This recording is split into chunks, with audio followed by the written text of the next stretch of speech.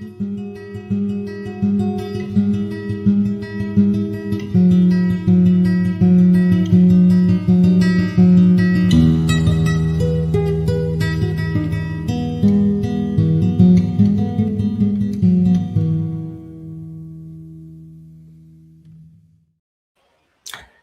again, everyone. Welcome to another Friday night live stream. I'm Rod Saunders from Jew and Greek, and this is Friday, January the 9th in the year of our Lord 2026. And tonight, we're going to be talking about dispensationalism. Now, those of you who have been around for a while, you've heard me mention several times that I used to be a hardcore dispensationalist. I was up to my ears in dispensational teaching, and I've got the books to prove it. Here's a book by Herbert Vanderloot called God's Plan in All the Ages. And here's another one. Title's not on the front, but it's, can you read that okay? The Expanded Panorama Bible Study Course. These were published probably about 50 years ago when dispensationalism was all the rage. And of course, my Clarence Larkin book, Dispensational Truth, with charts galore. I mean, that's just one of dozens of charts that he has in the book. Let me pull up another one. There we go, the Book of Ezekiel. You want a chart? There's a chart. Book of Ezekiel. So, Clarence Larkin was a draftsman, so he was real good at drawing stuff. And that doesn't mean he was right with his theology, though. But boy, I was really into this stuff. And let's see, there was also this book, Dispensationalism Today, by Charles Ryrie, who was a professor at the Dallas Theological Seminary. And whereas Clarence Larkin was a draftsman, Ryrie was a theologian and was respected. So he wrote the definitive apologetic on dispensationalism, answering all the critics. And it was that book that I based my book, Defending Word of Faith Theology, Defending the Faith, Word of Faith Apologetics. Boy, I almost forgot the name of it. Defending the Faith, Word of Faith Apologetics was modeled after Dispensationalism Today by Charles Ryrie. Anyway, yeah, I was really into dispensationalism from the early 80s until around 2013. And I'm going to get into how I came into it and how I came out of it here in a minute. But first, let's go to the chat box and see who else is here. This is a name I don't recognize, J.M. Durden. If you've been here before and I forgot, I apologize, but welcome, J.M. And there's our buddy, Catastrophic Cannon. Good to see you. I think he comes every time. I don't think he's ever missed, not that I remember. Ava Greenfeather, good to see you. Dwayne Green from up there in Canada. Greetings, eh? Let's see. We've got the Smiffers. If you don't know the Smiffers, that's Mr. and Mrs. Smith.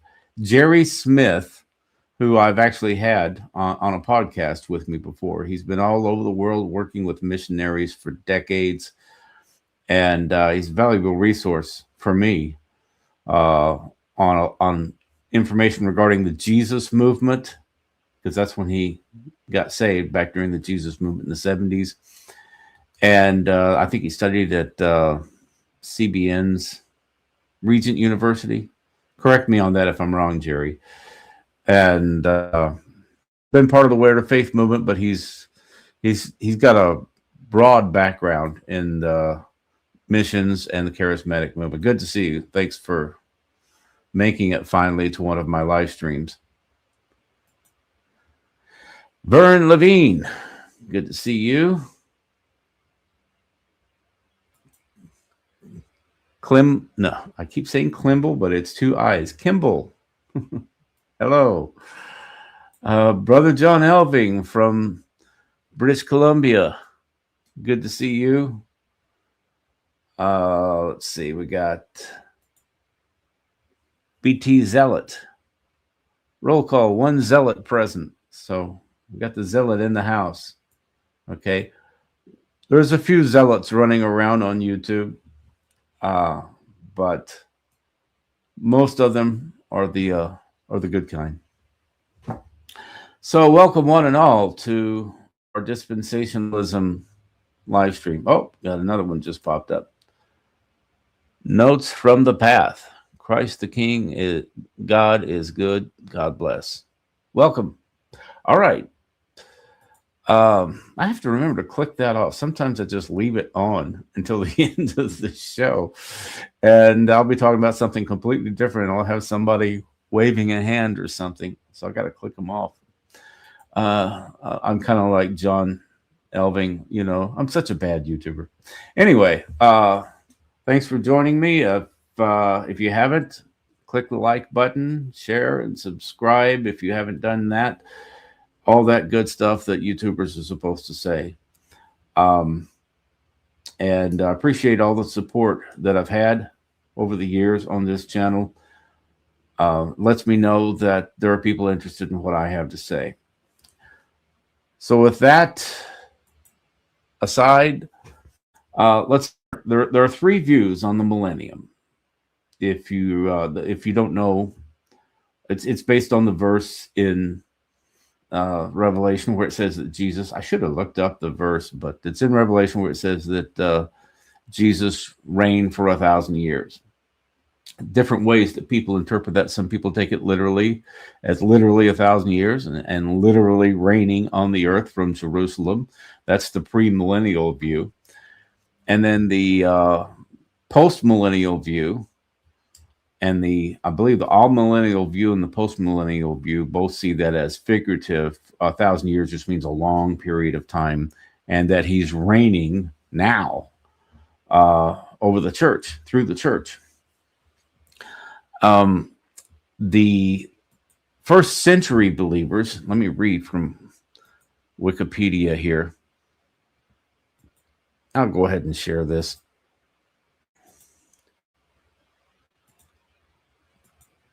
There we go. You guys see that okay? Make it a little bit bigger.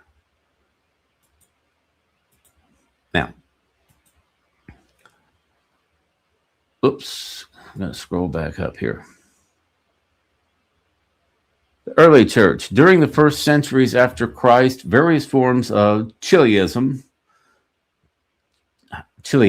I'm sorry, I said that wrong. Chiliasm is what we do in Texas. We eat chili. Chiliasm or millennialism were to be found in the church, both East and West.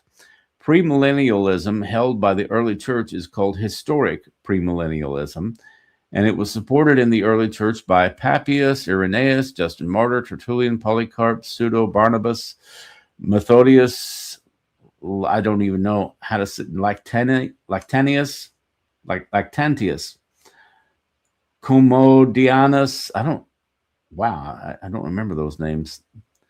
Theophilus, Melito. Anyway, yeah, a bunch of early church fathers in the first century held to that view. However, the premillennial views of Montanus probably affected the later rejection of premillennialism in the church, as Montanism was seen as heresy. And I'm not going to get into all of that. So anyway, the first centuries, this is the view that they had, premillennialism, that Jesus was literally going to reign on the earth in the future.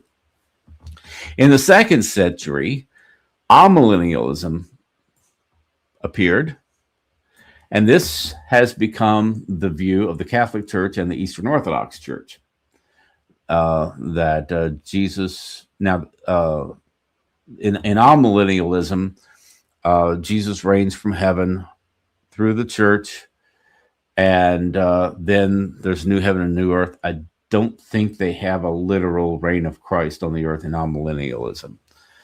But anyway, it's considered the 1,000 years is considered figurative. And then you get into the post-mill view, and I've lost it here. But anyway, in the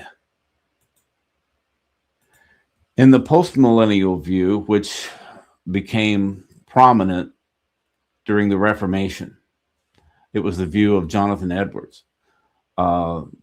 The church, Jesus reigns through the church, and the church will eventually Christianize the world.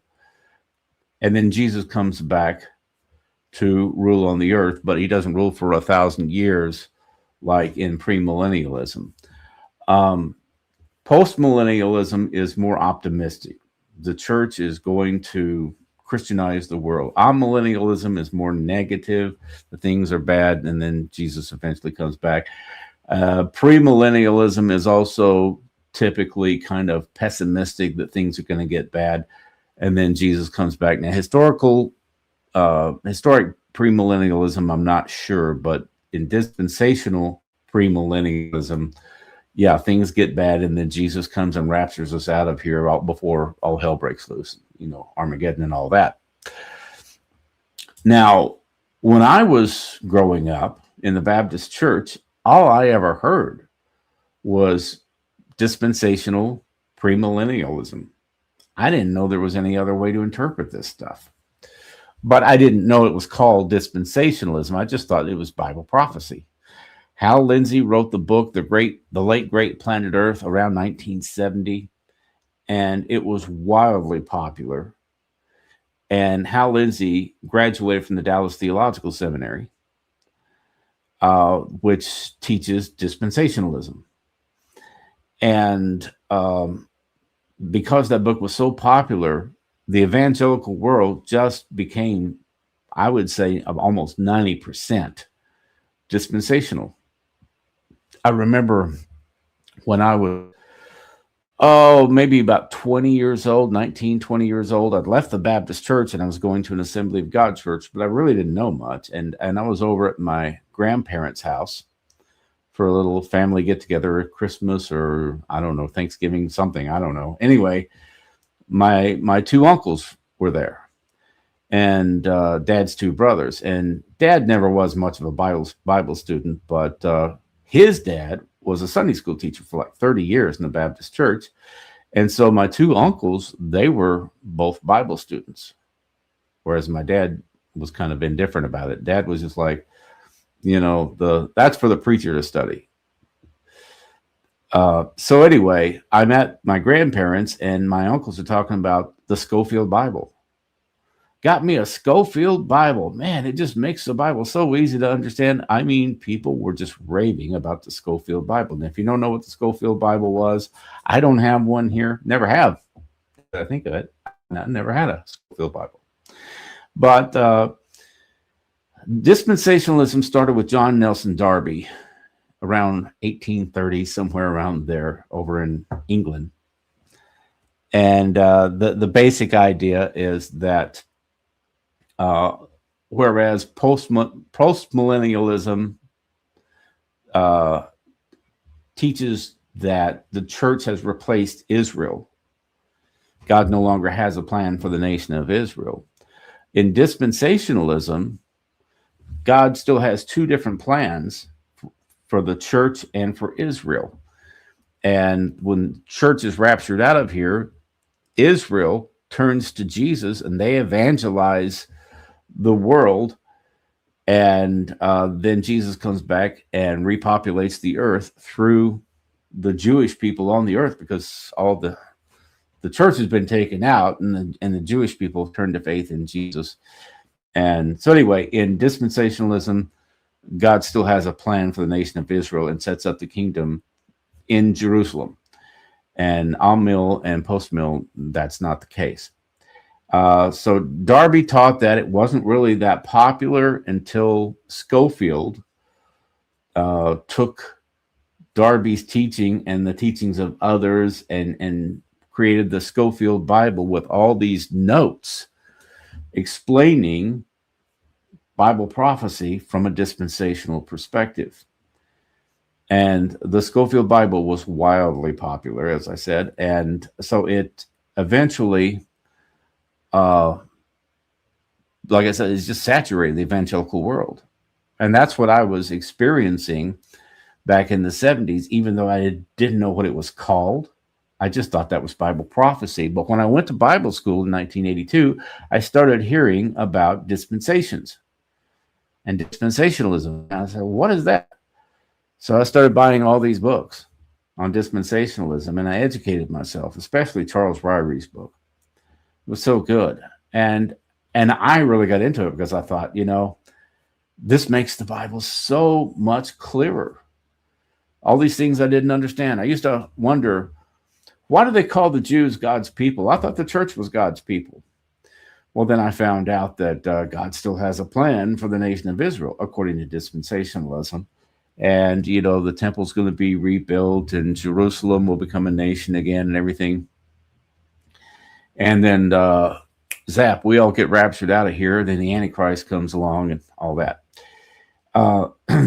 So anyway, that's about the time that I found out, 1982, 83, was what dispensationalism was. And I was just absolutely fascinated by it. And I told everybody about dispensationalism. They all thought I was off my rocker because, people I was talking to, they were charismatics. They didn't care about this stuff. They wanted to know how to heal the sick and raise the dead and all that.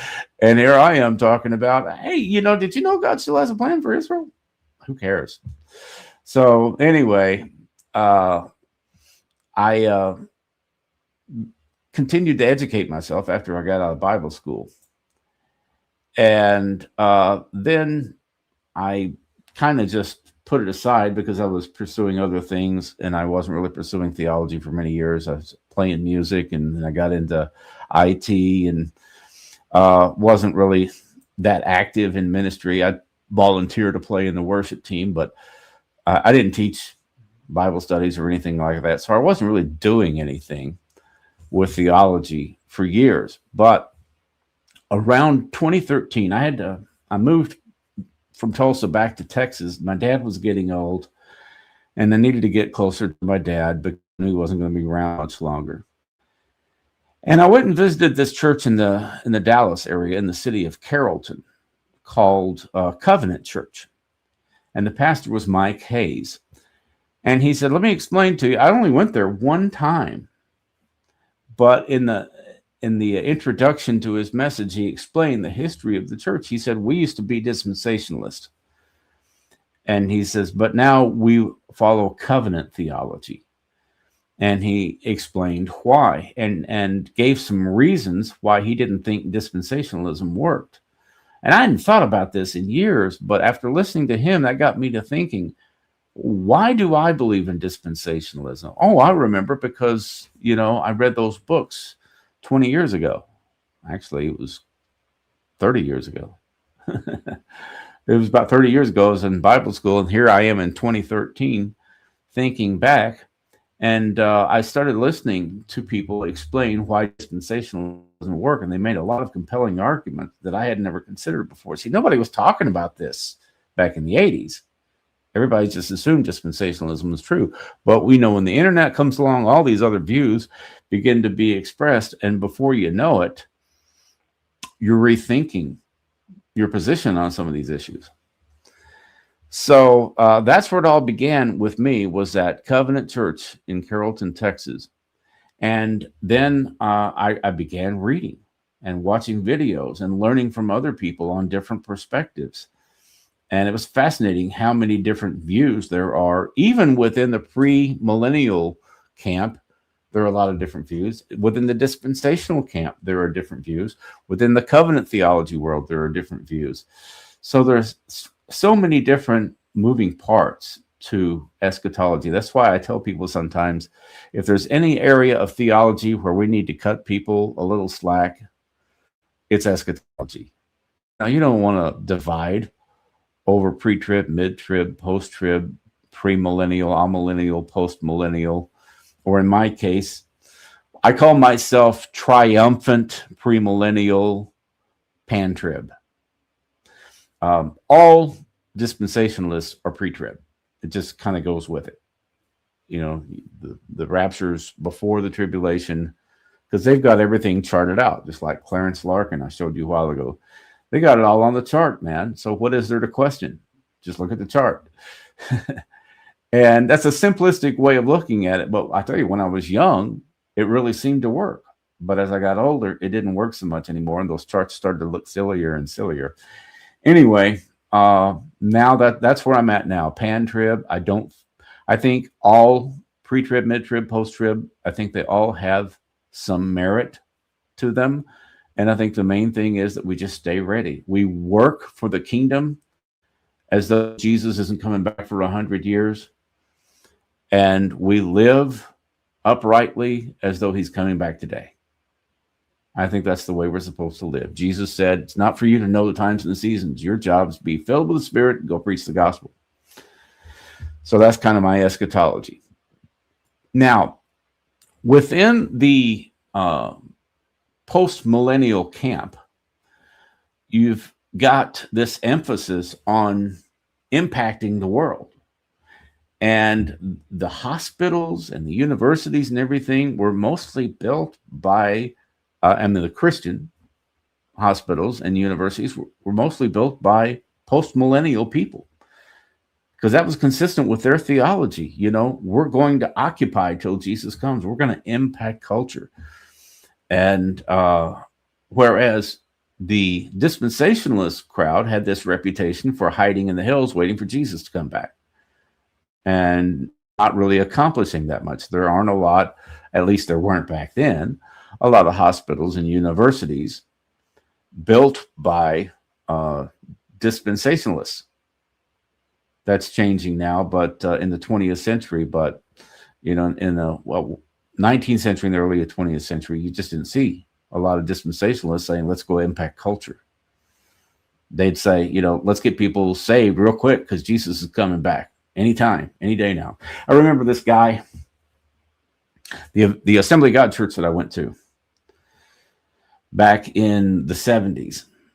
This girl that I dated, her brother ran the sound system. And we were talking one day about the Lord's return. And he says, Rod, we are so close. Now, this would have been around 1976, 77, 78, somewhere in there. He said, we are so close to the Lord's return. He says, you know, we got maybe a year or two left, but we are so close. And I said, really? You don't think we'll make it until the 80s? If it was 78, then that gives us 2 years to the 80s. And I think back then the thinking was, you know, well, if Jesus comes back to reign on the earth in 1988, well, you got to cut 7 years off of that for the tribulation. So that puts you at 1981. So he was thinking that's the latest. The latest would be 1981 for the rapture, because that's what Hal Lindsey and people like that were teaching back then. And the reason they came up with the year 1988 is Jesus said this generation will not pass away. And they took that to mean the year that Israel was restored as a nation, which was 1948. And they say a biblical generation is 40 years. So you add 40 years to the 48 and you come up with 1988. So that's the cutoff point. You take 7 years off that, 81. It could be earlier, but it can't be later than 81. That's what everybody was thinking back then.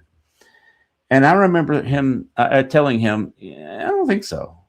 I don't think we're as close as a lot of people think. I think maybe 20 years. And he says, oh, no way. 20 years? That's crazy. There's no way we'll be around 20 years from now. What are you thinking? And like I said, that was in the 70s, almost 50 years ago. So I'm not bragging, but I was right and he was wrong. But the reason he was wrong is because he was so hung up on this view of dispensationalism, and they interpreted everything to mean we're just that much closer. It's just another sign, you know, we're just that much closer. Which I don't really understand signs with dispensationalism anyway, because dispensationalism teaches that the rapture is imminent in dispensationalism. Imminent, could happen at any minute. So why do you need signs? I mean, if if it could happen any minute, you don't need signs. You only need signs if it's coming, in the future. But anyway, uh, I've lived through all this stuff. And one observation that I've made is that every date setter was pre-trib, because mid-trib and post-trib people, all the date setters who were all wrong were pre-tribbers and presumably dispensationalists. And that doesn't make dispensationalism wrong just because you got a bunch of knuckleheads, but that's the kind of thing that made me start rethinking my eschatology. The late great Planet Earth, which Marcus and I have done videos on that, why Hal Lindsey was wrong on so many things. But then you had the Left Behind series, and people have made a lot of money promoting the dispensational view on the rapture and the tribulation and everything. And all of a sudden, everybody's starting to rethink their eschatology in recent years. A lot of people are abandoning dispensationalism because, for one thing, the negativity. People are starting to think, the gospel is spreading all over the world. Look at all the people, millions of people who come to faith in China and now Iran. And it looks like Iran may be becoming a democracy if everything works out the way that I'm hoping anyway. The Ayatollah is going to have to step down because he's losing support among his military. And then you're going to have a situation where they're going to have to get together and form a new government in Iran. And because Christianity has been growing in Iran, you're going to have Christian people. If they have a democracy, you're going to have Christian people in the government.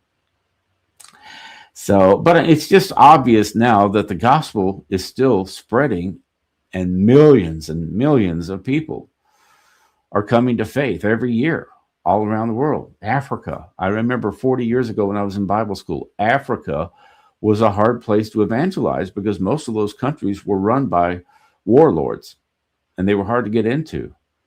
But Africa has really opened up to the gospel in the 21st century. So the negative view of dispensationalism doesn't really seem to work anymore. People are starting to look more toward the post-trib view and the post-millennial view.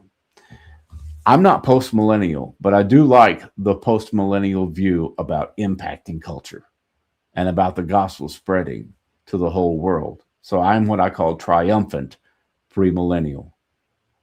I believe there's going to be a tribulation period and everything, but I think a lot of the scripture regarding the tribulation has already been fulfilled. I think it was fulfilled in the first century when Judea was invaded and Jerusalem was destroyed by the Romans. So anyway, I've now arrived at the position that a lot of people mock, because when you say you're pan-trib, people think that you don't care.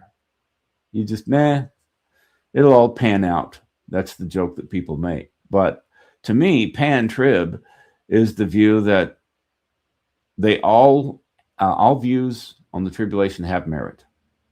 It could be pre-trib, it could be post-trib, it could be mid-trib. Well, the point of Jesus's teaching on his return and the other verses in the Bible regarding the Lord's return, the point isn't date setting and chart mapping. The point is work for the kingdom of God while there's still daylight, while you still have time. Work hard for the kingdom. Build hospitals, build businesses, build churches, build Bible schools, build ministries, impact culture. As though Jesus is not coming back for a while, but live with your heart right before God, because John said in 1 John, every man that has this hope in him purifies himself, even as he is pure. The hope of the rapture. And we don't want the Lord to come back and catch us living in sin, doing things that we're not supposed to do. We want to not be ashamed when he returns. So you live from a moral standpoint like it could happen today, and you play. That's my view anyway. I understood all the reasons why people were pre-trib. I used to teach some of this stuff. I taught one time a lesson on the parable of the 10 virgins. And the lesson went basically that the ones that had oil in their lamps were regenerate, and the ones that didn't have oil in their lamps were not regenerate. And the bride or the groom could show up at any minute, and the bride always had to stay ready. A lot of times the groom would try to catch the bride off guard and sneak in at night. And that's why they always had to have oil in their lamps so they could make the journey at night. And if you didn't have enough oil in your lamp, you wouldn't be able to see where you were going because they didn't have flashlights back then. So anyway, I taught that as if the doctrine of imminency is seen in the groom showing up with no notice, just a moment's notice, here comes the bridegroom, and then the bride and the bridesmaids all scramble to get ready for the groom to show up. I mean, he's trying to catch them off guard. It could happen at any minute. That's the point. And that's the way I taught it. Based on the parable of the 10 virgins, Jesus could return for his church at any moment. And then they go off, and then they have the wedding, and then they have the wedding feast. And that's supposedly the great supper of the Lamb. I mean, the dispensationalists had this all figured out, and that was the way that I taught it. But I began to see other arguments for the post-trib view, so I moved away from that. But you can't be post-trib and be a dispensationalist. You just can't. Now, another thing that the dispensationalists teach, and I'm not doing an exhaustive teaching on dispensationalism here tonight. I don't have time. I don't even want to study on it that much. But they do believe that God has a separate plan for the nation of Israel, like I said earlier. And this resurgence of Zionism, where the evangelical world was all gung-ho on supporting Israel, that's largely driven by dispensationalism. People who are not dispensationalists don't necessarily get behind Israel on everything because they don't necessarily see that the nation of Israel today is the Israel that the Bible is talking about. And I used to be, like I said, gung-ho on all this stuff. I believed that the nation of Israel, 1948, established by the United Nations, that was a fulfillment of Bible prophecy, and I was gung-ho, and that's Israel. That's the Israel God's talking about. They're going to rebuild the temple, and the Antichrist is going to come and take over, and then the Battle of Armageddon, all that stuff. I had it all figured out because I was a dispensationalist, see? But once I moved away from dispensationalism, I began to question the views that I had previously on Israel. 80%, no, wait a minute. I think it's 75% of the nation of Israel are Jews, and about 20% are Muslims, and then 5% others, atheists, Buddhists, whatever. So the nation of Israel is not necessarily Jewish.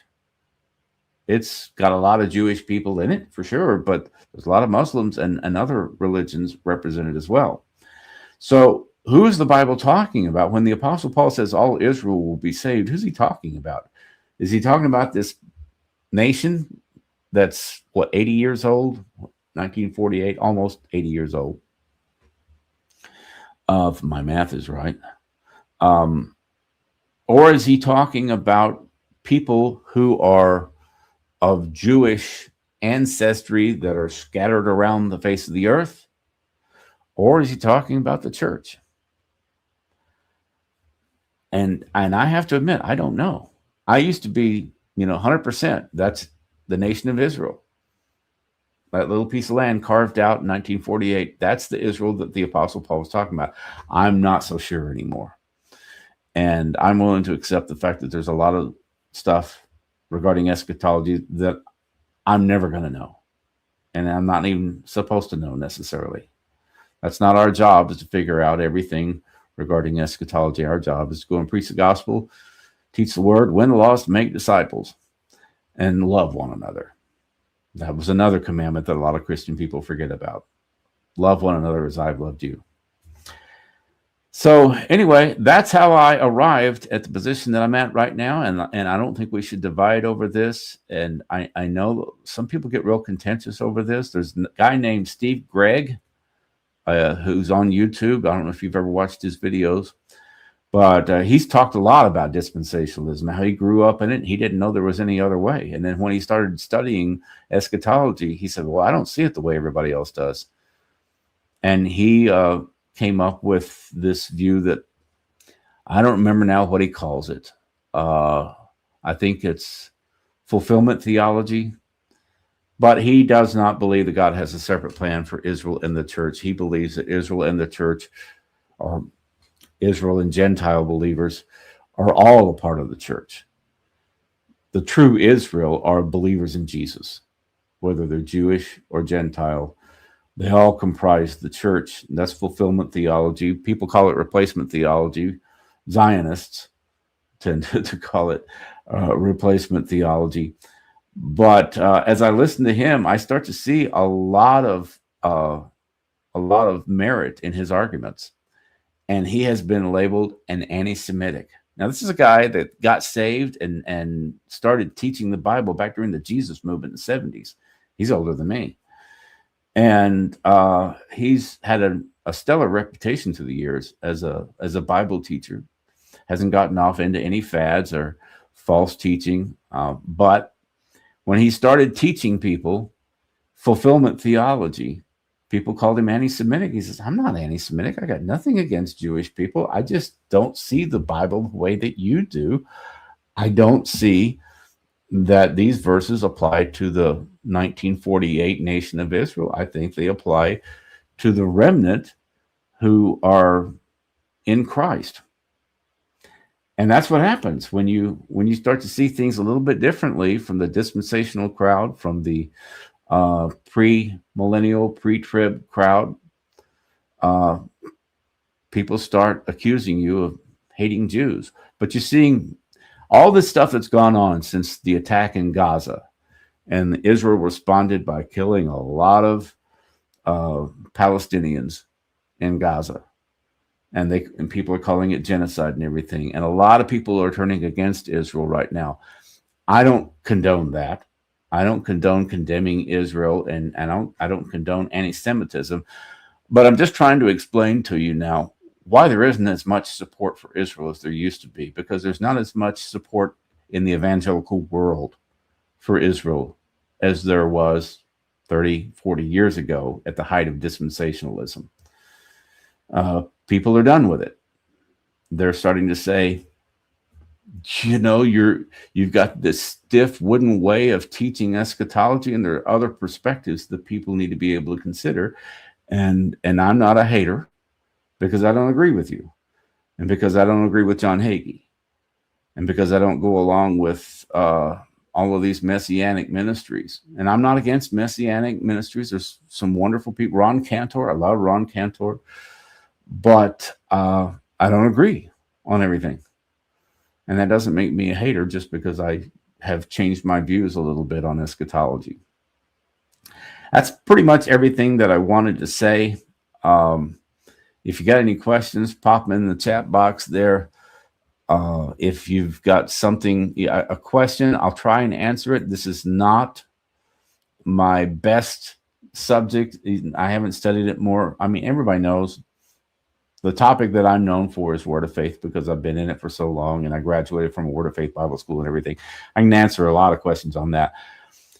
But on eschatology or counter-cult ministry, you know, I don't pretend to be an expert on Mormons, Jehovah's Witnesses. I've told people before, I don't pretend to be an expert on Catholicism. You know, I mean, I've studied a little bit about all this stuff, but there's so much that I don't know that I hate to just say, ask me any questions. I can handle any of them. But I'll try. If you have a question, I will try. Let's back up a little bit in the chat box and see who's saying what. Okay. God reigns, peace reigns. May his grace and glory flood the earth. May all creation be flooded with God's peace, love, and power. Yeah, but there's different ways of seeing that. And that's the whole point is are these verses figurative or are they literal? Is Jesus going to reign physically on the earth or is he just going to reign through the church? I believe he will physically return. But there are a lot of people out there that disagree and they interpret these verses differently, and that's okay. Ivano dos Reis. Sorry I'm late. That's fine, brother. Good to see you. Pessimistic or realist? I guess you're referring to my comments about dispensationalism. I don't think I said, if I did, I'll correct myself, but I don't think I said that dispensationalism is pessimistic. I said it's seen as being more pessimistic. If I didn't say it that way, I should have. That's the problem with live streaming. A lot of times things don't come out the way you want them to. When you're shooting a video that you can edit before you publish it, you can fix all of that. But when you're doing a live stream, sometimes you don't word things exactly right and your meaning can be misconstrued. But as far as realist, I don't know. Who knows what realist means without having full understanding of the scriptures. So I do believe that Jesus is coming back literally to reign on the earth from Jerusalem. So that's historic pre-mill. But I'm not the kind of person who says, that the world's going to hell in a handbasket. Yeah, there are a lot of people who are moving away from biblical morality and everything, but at the same time, you got a lot of people coming to faith, a lot of people coming out from false religions, a lot of people coming out of atheism and atheistic countries. Communist countries are atheistic for the most part. There's a lot of great things happening in the world, and if you just watch the American news, you would know that. So, yeah, realist, yeah, in the sense that there are bad things happening. That's true. But at the same time, there's another story to tell. My eschatology went from premillennial to amillennial, optimistically premillennial. Okay, that's kind of my viewpoint, I guess. I don't call it optimistic. I call it triumphant pre-mill. Just because some of your theology is wrong doesn't mean all of your theology is wrong. Well, yeah, thank God for that, because we're all wrong on some things. If we're all wrong, it's like James said, if you offend in one part, you offend in all. If being wrong in one area of theology made us wrong about everything, then we'd all be wrong about everything because we're all wrong about something. Does that make sense? Isn't the Scofield Bible the Bible endorsed by Spencer Smith?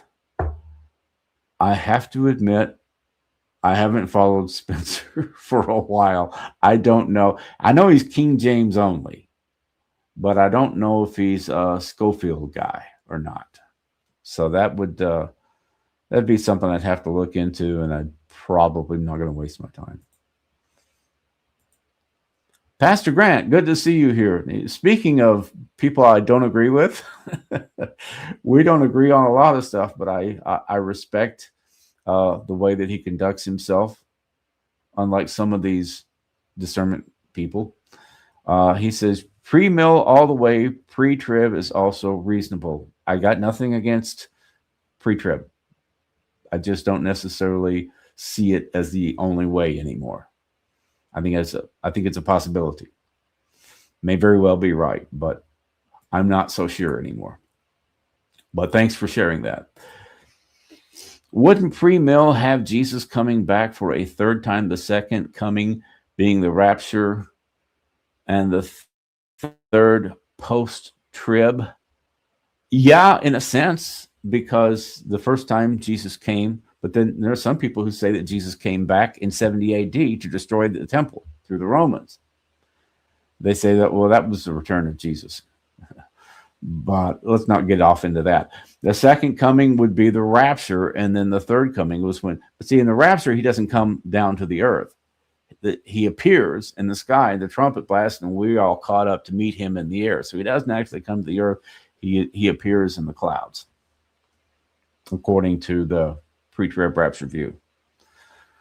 So you could use a lot of different ways of counting this all out, but it's at some point it's kind of meaningless, I think. Jesus only comes back to earth once. So I guess you're saying that he only comes back to earth. So you're saying essentially what I just said, I think. In my opinion, I've read Darby. I don't think he came up with it. He doesn't come off intelligent or creative enough to make it up. Darby was a Calvinist. I don't know.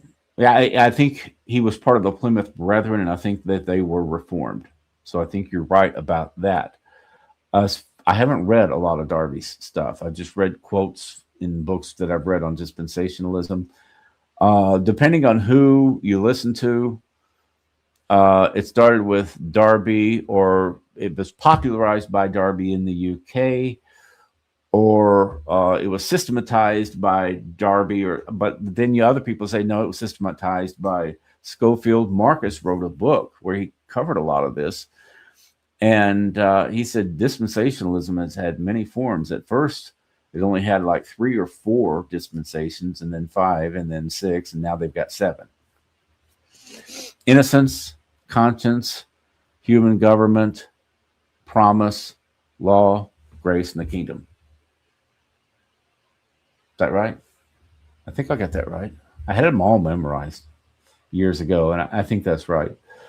But whether Darby came up with it, systematized it, popularized it, whatever, it was developed after Darby until finally it appeared in the Schofield Bible. In the rapture, he comes in the clouds. It's not the second advent. Thank you. That's what I just said. These views existed long before Darby. He just came up with the label and systematized the theology. Okay, now that's kind of what I was getting at. Technically, the rapture isn't the second coming because Jesus doesn't come all the way back to the face of the earth. Thank you. Some dispensational teachings are incorrect, but the pre-mill view of eschatology is simply what you get from a literal hermeneutic. Well, that's what I believe. But, if you listen to people teaching the a-mill and post-mill view, some of the stuff makes you wonder if maybe they have a point. You can do a deep dive into all this stuff and you can drive yourself crazy. And I have better things to do with my time. But when I read the Bible, I do see a literal return and pre-millennial view. But historic pre-millennial, not dispensational anymore. That's my view. And if you are dispensationalist, welcome. I'm not going to hit you over the head with a hammer or anything like that. What is a postmillennialist staying ready for? Postmillennialists are working to spread the gospel and evangelize the world. They see that Jesus came back, I guess, at Pentecost. Some people will say Pentecost, when he poured out his spirit. Other people have other dates. But they believe that Jesus came back in the first century in a figurative sense. And that now we're taking the gospel and we're spreading the kingdom. Just like the Jesus said, the mustard seed, it's a little seed, but then it becomes a big tree. And that's what the kingdom of God is like. And people take that and say, well, see, that Jesus is saying that the church starts off small, but then it covers the whole earth. And so they're not staying ready. I mean, they're living right, because they're living in accordance with Scripture, but they're not living right because they believe Jesus is going to come back any day. Whereas pre-mill people or pre-trib people would. But the idea in post-millennialism is to build the kingdom, spread the gospel all over the world. And then when the world is evangelized, Jesus will come back and reign on the earth. The new heavens and the new earth and all that. I could be getting some aspects of this wrong. Like I said, this is not my area of expertise, but that's the way I understand it. Jesus will return when the world is evangelized is the simplest form of defining post-millennialism. Thank you. Brother John, George Mueller was pre-millennial, and many people pre-millennial build positive. Okay, I don't know if you didn't complete your thought there or whatever, but Mueller was the orphanage guy, right? Yeah, I'm not saying that only post-millennial people build things and evangelize. I mean, I hope I didn't come across that way, but I'm just saying that that's their emphasis in the post-millennial view. They really emphasize building hospitals, or in the past, building hospitals and universities and spreading the gospel and Christianizing the world. But that doesn't mean that pre-mill people haven't done, especially in the 20th and 21st century. We've seen a lot of pre-mill people build a lot of great institutions. But it's just, you see it more prominent in the post-mill view than in the pre-mill view. That's, if I didn't say it that way before, then I should probably clarify now. Hospital. Sorry, I didn't mean to say positive. I'm using voice texting. Many pre-millennial had built hospitals, but also I'm amillennial. Oh, but also amillennial has built many hospitals. Yeah, that's true. But probably there was a greater emphasis on hospitals and universities from the post-mill camp than the mill or the pre-mill. And like I said, at least until the 20th century. Oh, boy, we're going to make everybody mad tonight, aren't we?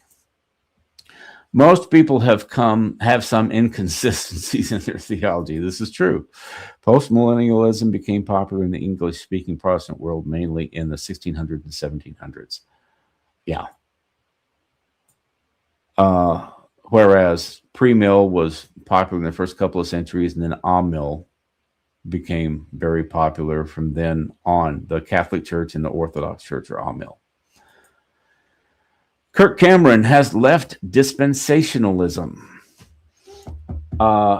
Yeah, he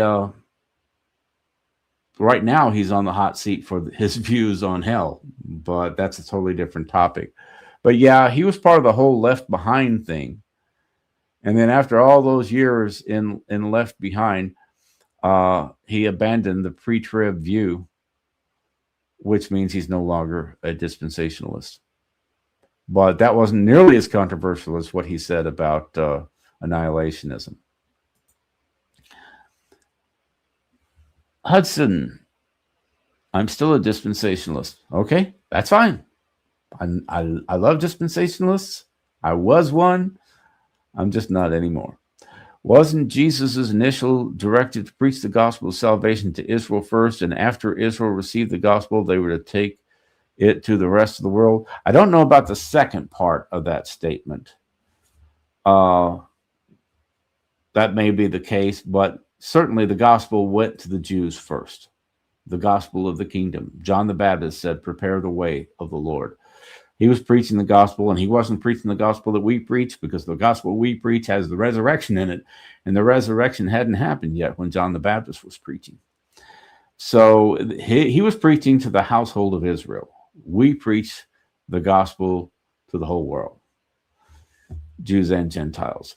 So the gospel did go to Israel first, but then Israel rejected the focus of the gospel. They rejected Jesus. And you remember they said, his blood be on us and our children.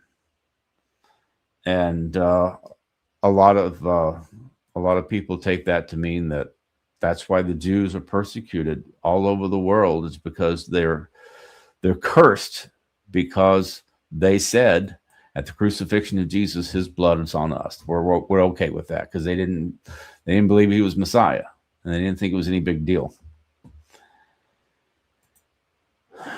South Africa is still run by criminals and the laws are insane. I speak from experience. Okay, so he's referring to my statement earlier about how Africa was run by warlords back in the late 20th century. And he's saying it's still run by criminals and the laws are insane. Yeah, I'm sure that's true in many cases, but compared to what we had 40 years ago, African nations are much more open to the gospel now than they were back then. Okay, doesn't mean that all the governments are corruption free. Doesn't mean that there aren't violent people and terrorists and so forth. I know there's terrorists killing Christians in Nigeria and other places. Heidi Baker's ministry there in Mozambique, they've had people killed. They've been under persecution. So yeah, that still definitely goes on in Africa, but compared to what we saw 30, 40 years ago, it is definitely more open, and there are millions of people coming to faith in Africa.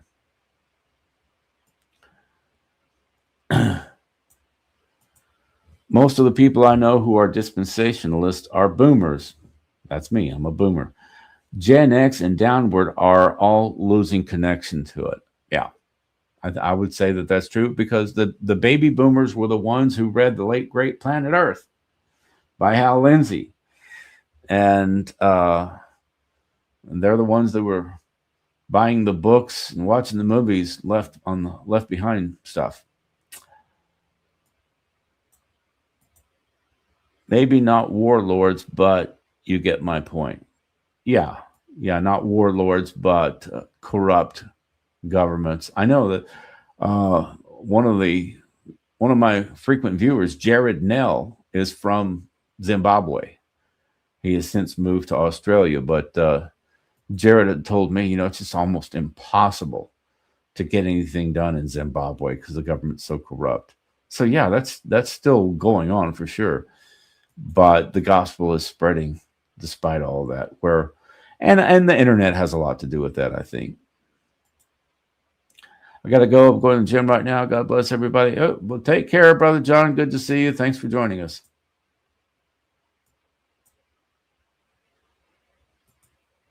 I believe that was the plan, 1877.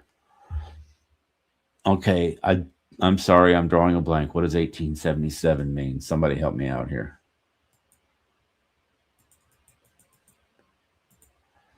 You believe part of the tribulation happened in the first century? That's an interesting perspective, but I know surprisingly little about eschatology. This comes from the Olivet Discourse, Matthew 24.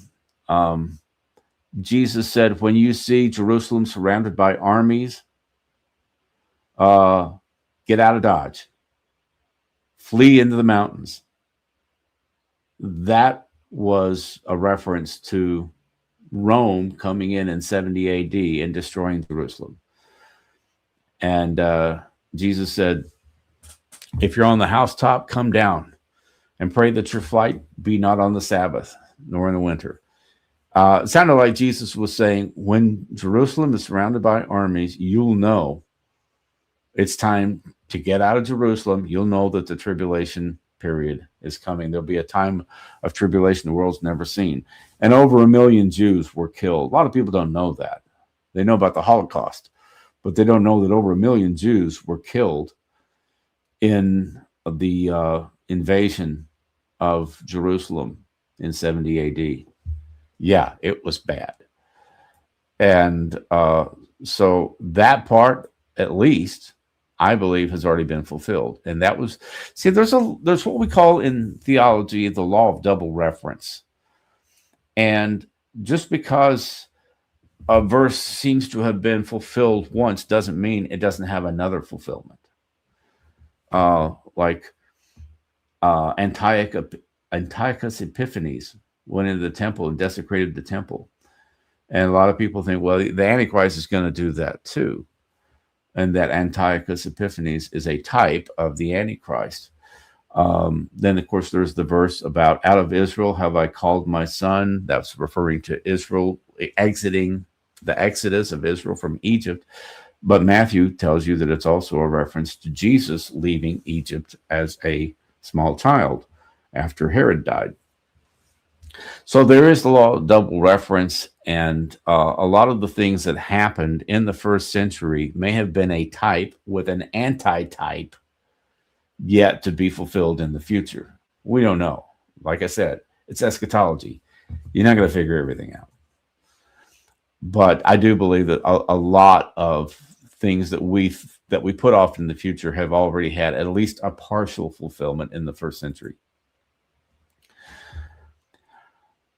Rod, I communicated with John Fenn, and he said he's going to come on your show to talk about the New Apostolic Reformation. Well, he didn't tell me that. I asked him one time, and I think he either said he was busy, he didn't have time, or he wasn't sure if he wanted to. I don't remember what it was, but the answer was, if not a definitive no, a no for that time. But I'll touch base with John, and maybe I messed up. Maybe I left him with the impression that I was going to get back to him. I don't know. I'm human. Maybe I dropped the ball on that. I'll get in touch with him and see. For those of you who don't know, John Fenn lives here in the Tulsa area, and he runs this house church network. And he used to work with C. Peter Wagner, who coined the term New Apostolic Reformation. A lot of people say that he was the leader of the New Apostolic Reformation. He definitely founded the Apostolic Network, ICAL, International Coalition of Apostolic Leaders. Peter Wagner founded that, and he wrote a lot of books on the New Apostolic Reformation.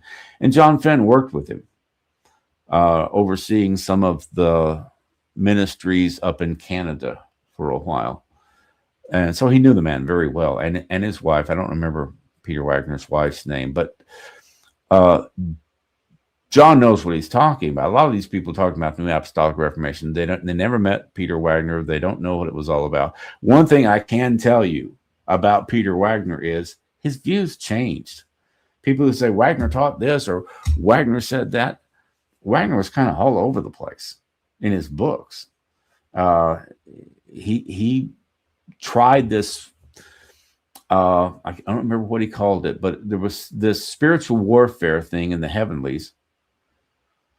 And they were trying to do that warfare. And after a couple of years, he just started telling people, it's not working. What we're doing isn't working. We got to come up with something different.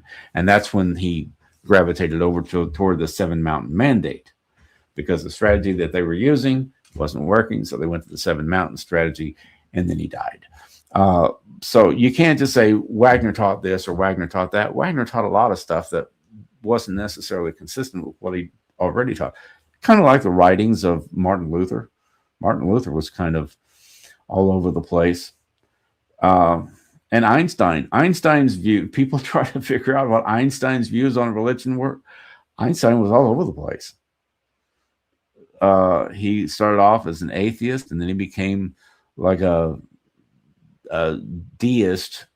He said he believed in the God of Spinoza, and Spinoza was kind of, his view was that God is kind of deistic God or pantheistic God, and different statements will give you different impressions. And so, theology is not as clean and neat and organized as a lot of people assume. Just because you take a quote from somebody like Benny Hinn said there's 9 members of the Godhead, and people still quote him as saying that, but he retracted that 30 years ago. So yeah, he did say it, but then he said, well, I was wrong. It was a stupid thing to say. That happens with people. How many of you believe everything regarding theology that you believed 20 years ago, 10, 20, 30 years ago? Our views change. And some of us, unfortunately, have put those views out there in print or in video or audio, and it's permanent record, even though we don't necessarily believe that way anymore. And that was the case with C. Peter Wagner. God going to Saul, the Apostle Paul, was plan B because the Jews rejected the Messiah. Well, I don't know that that was plan B, because the Bible says Jesus was slain from the foundation of the world. It sounds to me like God knew all along that Jesus was going to be rejected. So I don't know that I would say that that was plan B. It could very well, by foreknowledge, have been plan A. I don't know. Dispensationalism says that God offered the kingdom to Israel. But if Israel had accepted Jesus, then Jesus would never have died on the cross. And so our sins would not have been paid for. You know, try to wrap your head around that. Was it a legitimate offer of the kingdom to Israel? That's something that dispensationalists have a hard time explaining, is how it could have been a legitimate offer to Israel if it would have ruled out Jesus dying on the cross. Romans chapters 9 through 11 automatically debunk replacement theology. If you call it replacement theology in the sense that the Jews are out and the church is now Israel,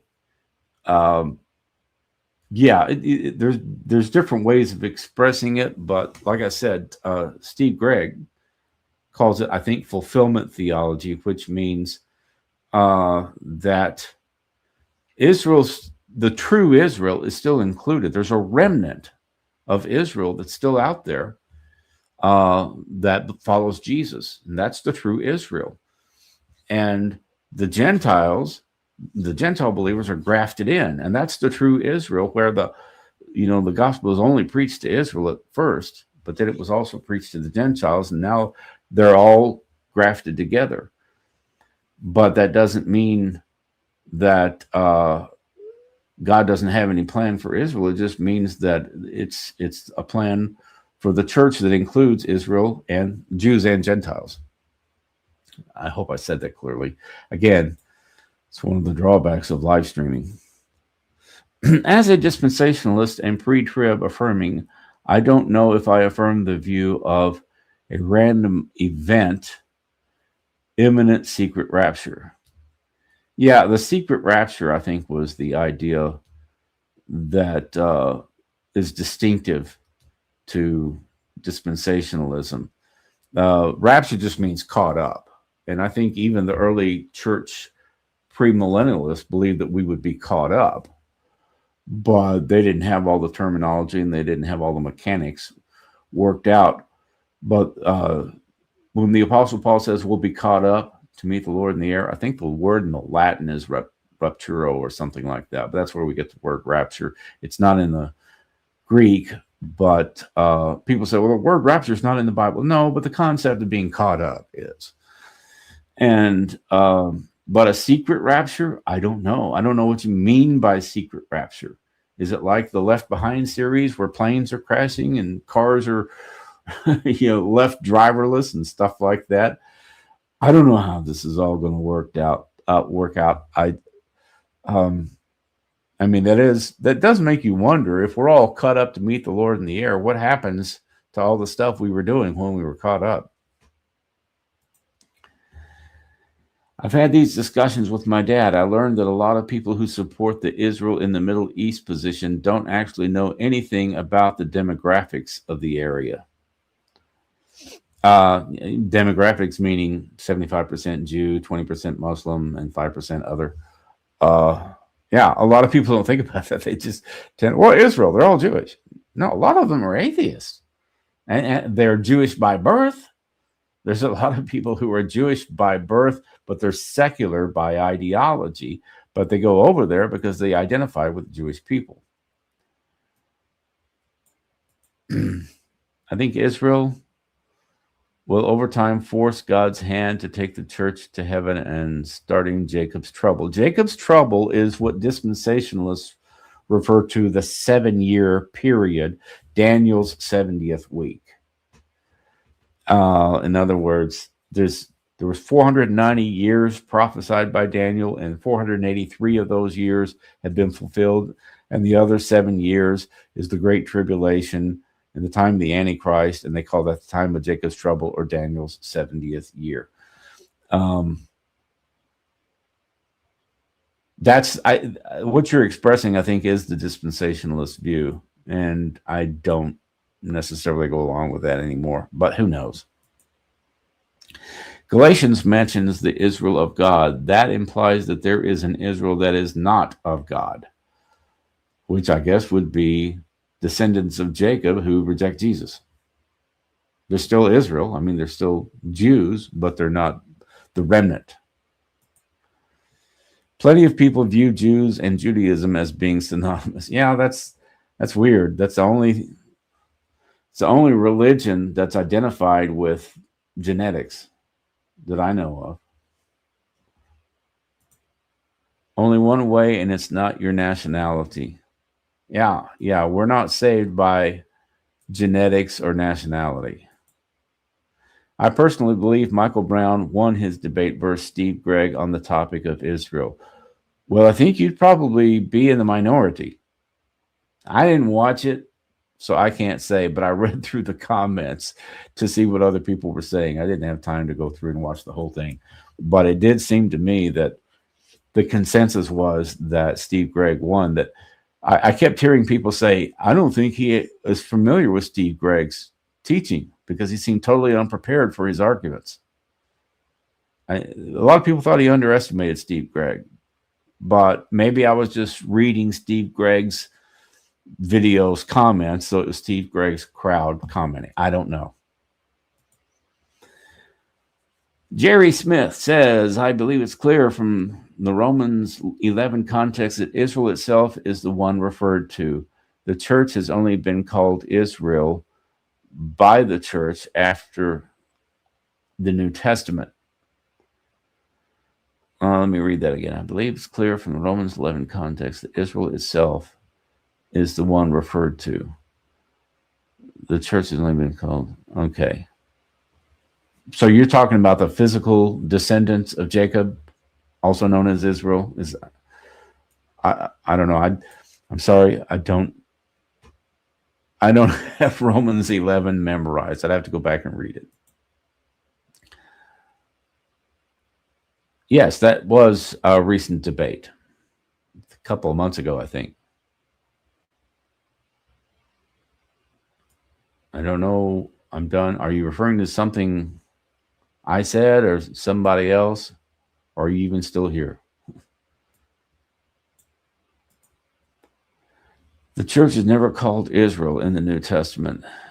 It is true that Israel is a type of the church, even as David is a type of Christ. The church is not Israel and doesn't need the name. Okay, so when the Apostle Paul says that the true Israel is those who have had a circumcision of the heart,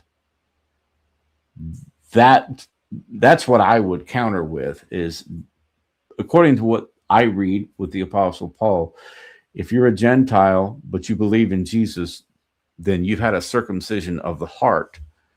And so therefore you are part of Israel in the sense of you're part of the covenant people. Does that make sense?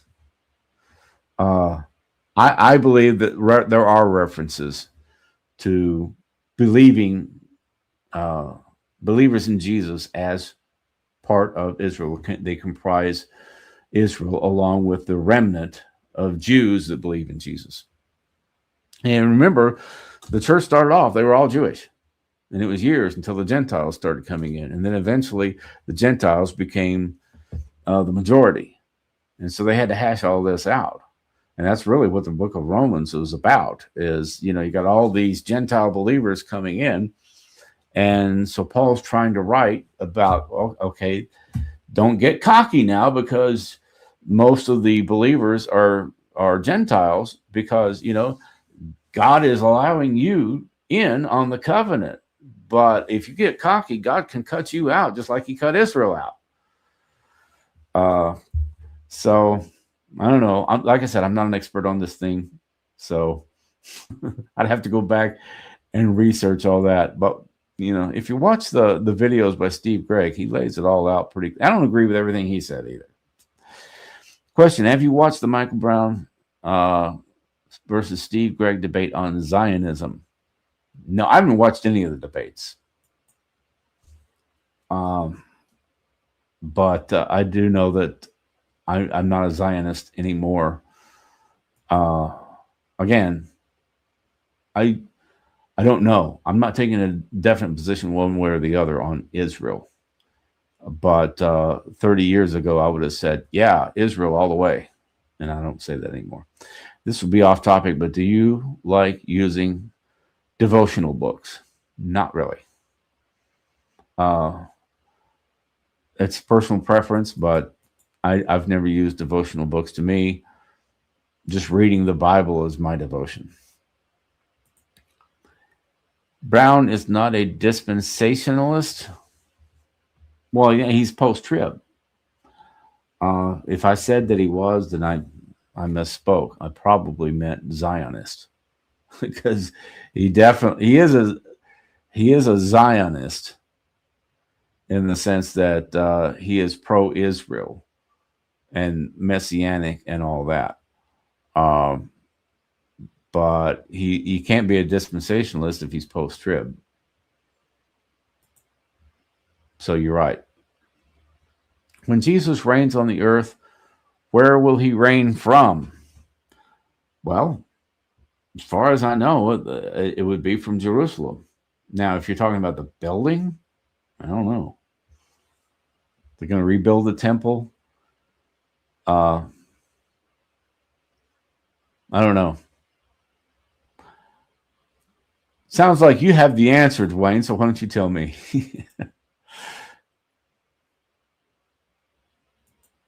Let's see. I struggle to believe that you can deny Christ as Jews do and still be saved. But it is interesting that the Jews seemed blessed. For example, there isn't many broke Jews. Okay. Well, anti-Semitic implications aside, yes, Jews are blessed in a certain sense, but at the same time, they're also cursed, because nobody on the earth has been persecuted because of their lineage more than the Jews have. So is it a blessing or is it a curse? I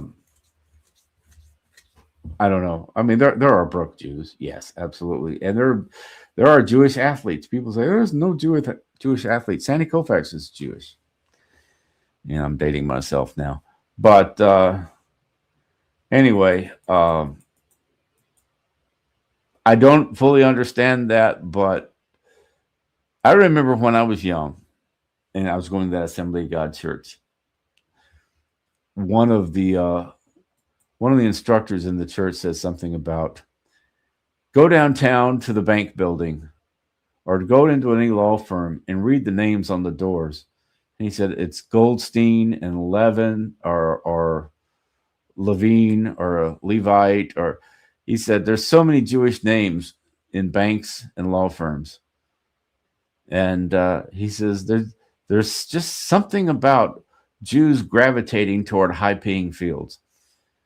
And I eventually found out that there are Jewish people who are mechanics and plumbers, but I listening to that kind of rhetoric, I had the idea that all Jewish people were rich, and it is probably disproportionate.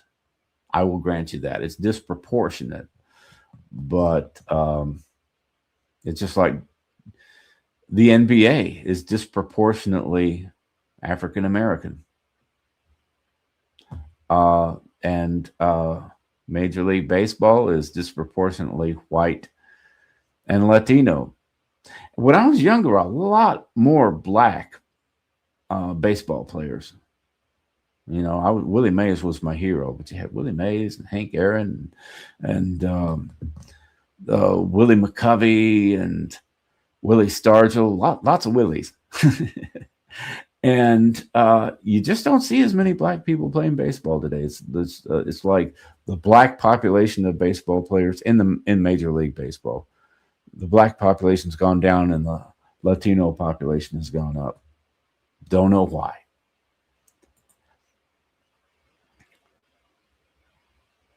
From the edge of a purple shirt. He asked, where's Jesus going to reign from?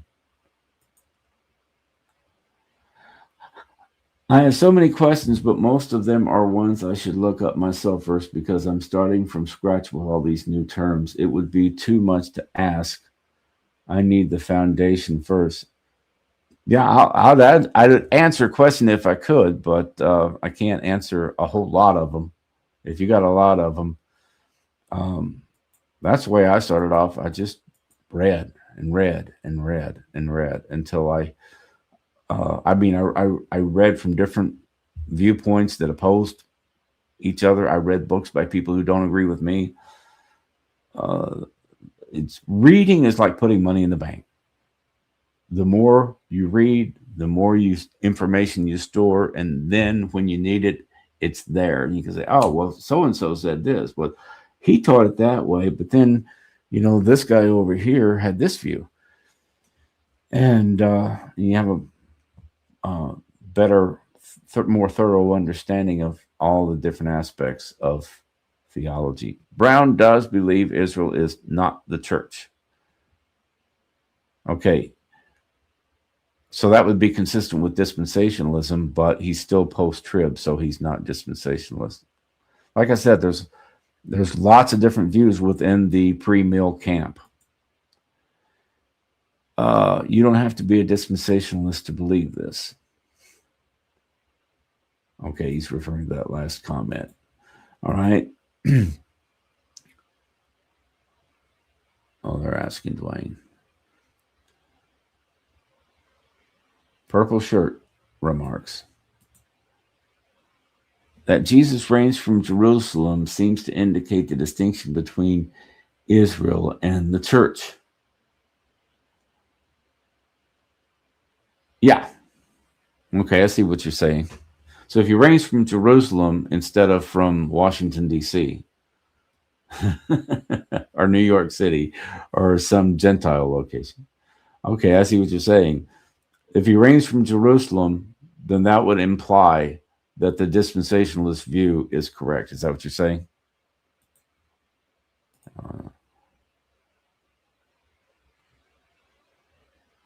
Yes. And Jerry says the church is growing faster than at any time in history. And this is from a guy who travels all over the world talking to missionaries who are seeing the results of their efforts. And so Jerry's view on this, Jerry Smith is his name. I trust his input on this because I know what he does for a living. Okay. So Larry V. Mann seems to be saying that the dispensationalist view is not right. That we're all Israel.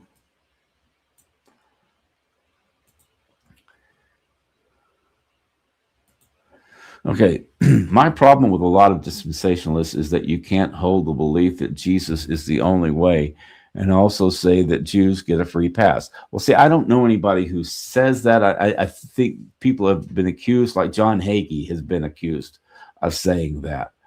But then when he was questioned about it, he had an explanation, and it's been too long now, I don't remember. But John Hagee, if you don't know that much about he passed for many years. He pastored a church in San Antonio, Pentecostal church, and he retired a few years back. His son took it over, but he wrote a lot of very provocative books on the blood moon, and he would promote these books by saying, "That's a very controversial view. It'll blow your mind. The world will be astounded when they read John Hagee's book." Blah blah blah blah blah. He was always trying to do some sensationalistic teaching and blow your mind with something that the church had never taught before. And he would come up with stuff like, Jesus was not our Messiah. Nowhere in the Bible does it say that Jesus was the Messiah of the church, meaning he was only the Messiah of the Jewish people. But he was just trying to stir up controversy to sell books, it seemed to me. And so if he ever made a statement about the Jews get saved just by virtue of being Jews, but Gentiles have to believe in Jesus, if that's what he was saying, he was definitely wrong. But I don't think that's what he was saying. At least I certainly hope not. Pre-wrath is the way. Marcus is pre-wrath. My friend Marcus, he said he doesn't know if he's mid-trib or not, but he's pre-wrath. As a dispensationalist, I don't believe Israelites are saved going to heaven. Okay. Thank you for clarifying that. Yeah, I think most dispensationalists would say that you don't get to heaven just by being a Jew. You still have to believe in Jesus. But dispensationalists teach that after the rapture, Jews will come to Jesus. And then that's what Paul meant by, and then all Israel will be saved. In the end times, the Bible says he will pour out his spirit on all men. We haven't seen that, but it's a sign of end times, which is rarely mentioned, but that sounds good to me.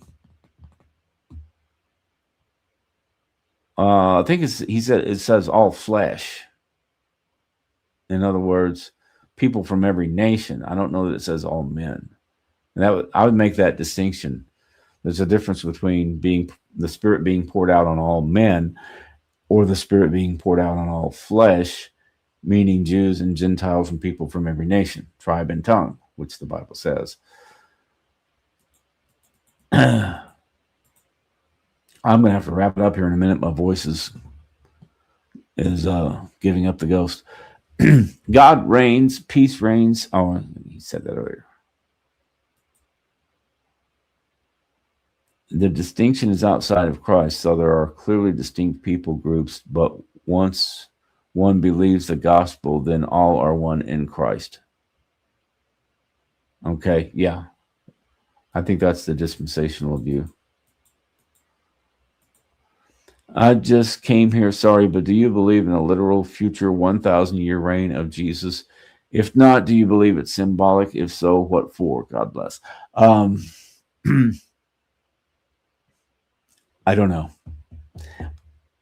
A literal reading of Revelation, of course, you can't take Revelation literally all the way through. There are things in there that you can't take. I mean, stars, the stars represent angels in Scripture. The beast that comes up out of the sea. There's a lot of figurative speech in the book of Revelation. The problem is knowing when to take it literally and when to take it figuratively. And when it says 1,000 years, do you take that literally? Do you take reigning on the earth literally? I tend to, yes. I tend to believe in a literal 1,000-year reign, but am I sure about that? No. The amillennial and postmillennial view sees it as figurative or symbolic, as you put it. But there are so many things in the book of Revelation that make no sense if you take them literally. And the rule that I've always gone by is if it makes sense to take it literally, then you take it literally. If it doesn't make sense to take it literally, then you look for a satisfactory figurative interpretation. Like when Jesus says, I am the vine, you are the branches. Well, Jesus isn't literally a vine. He says, I am the door. Jesus is not literally a door. I am the good shepherd. Jesus was a carpenter. He wasn't a shepherd. So you have to look for the meaning behind those references. Those are figurative references. They're not meant to be taken literally. I'm actually on the same page as you, Rod. I probably hold more controversial views on eschatology as a premill. I don't hold to a 7-year trib. Yeah. Okay. Thank you. Whoops. I messed up.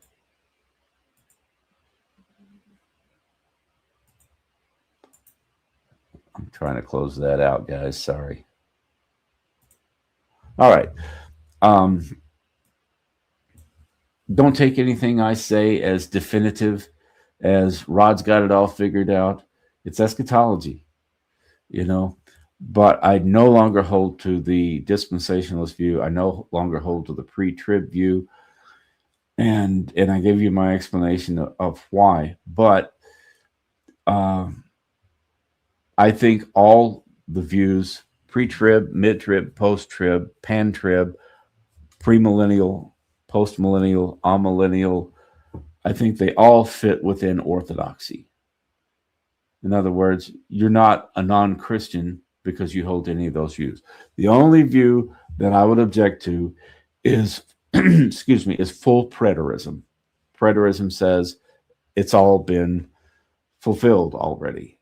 Full preterism says that everything, every prophecy has already been fulfilled. And full preterism, I think, would put you outside of the mainstream church, because it would mean, the new heaven and the new earth has already been fulfilled. Jesus has already come back, and if there's nothing left to be fulfilled, then what are we doing? I can't accept full preterism as within the mainstream. I'm not saying they're not saved, but they're definitely outside the mainstream, and you won't find that many people claiming to be full preterists. Most of them would say, "No, I'm a partial preterist." And when you're a partial preterist, that's everything. Like if you're going from A to Z, a partial preterist could be anywhere from B to Y. There's a wide range of partial preterists. I consider myself a partial preterist, but that doesn't mean that I'm close to being a full preterist. Understand? Okay, I'm going to have to wrap it up now. My voice is about shot. Thanks for joining me, everybody. Uh, it was good to get to go through all of this stuff and answer any questions that people might have based on the things that I've said in the past. And I hope I've given you something to chew on here. Eschatology is complicated, and anybody that thinks they've got all this figured out, they're wrong. As far as I'm concerned, we're always learning, and we'll always be learning all through eternity, in my opinion. We don't stop learning when we get to heaven. So let's be tolerant of each other's viewpoints on these things. And the main thing is, like I said, preach the gospel, teach the word, win the lost, make disciples, and love one another as he loved us. And I'll just end it with that. Until next Friday night, God bless and have a prosperous new year.